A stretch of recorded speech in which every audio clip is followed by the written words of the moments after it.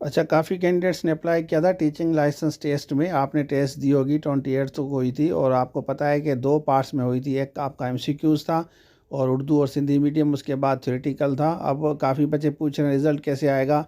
इस वीडियो में देखें कि 40% जो किया ही है और उसके बाद रिमेनिंग आपका रिज़ल्ट आएगा।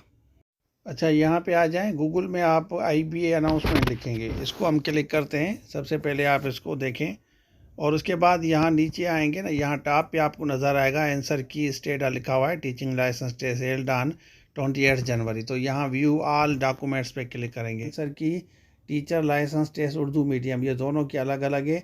अब पहले पे हम क्लिक करते हैं, इसको हम देखते हैं कि इसमें टोटल कितने MCQs की इन्होंने दी है, जैसे आपको क्लियर हो जाए, क्योंकि आप पूछ रहे हैं कि सर वो कैसे रिज़ल्ट क्लियर होगा।